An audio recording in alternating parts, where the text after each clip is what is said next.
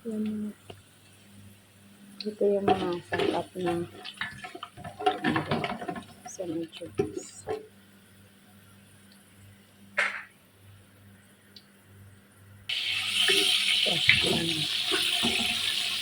Bawang, kamatis, sibuyas. Tapos halo-haloin mo lang guys.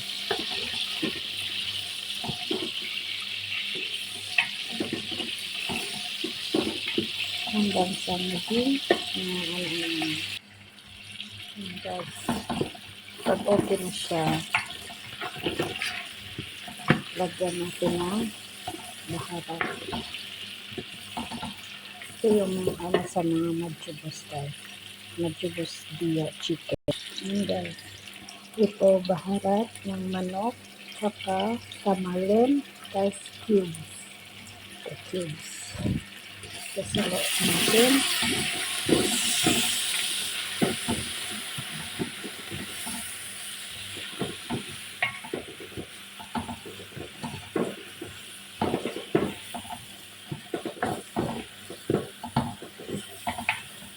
Pagkatapos guys, ilagay natin ang manok. Wait lang. Yan ang manok guys.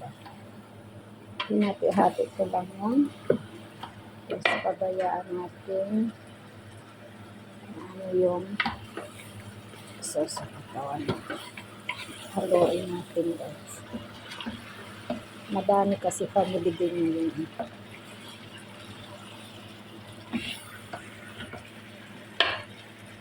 Ganyan guys, haluin na lang natin sa plangko.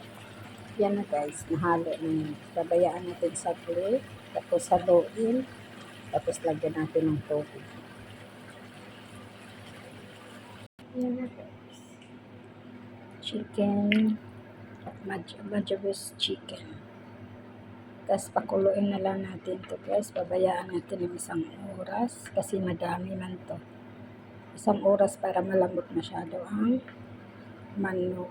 Pabayaan natin yan. Tapos mamaya ipakita ko kung tapos na siya.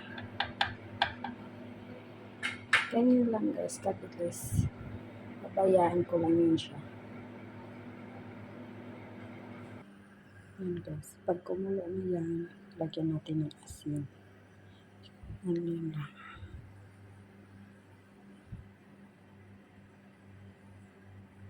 Tada! Malapit ng kumulo.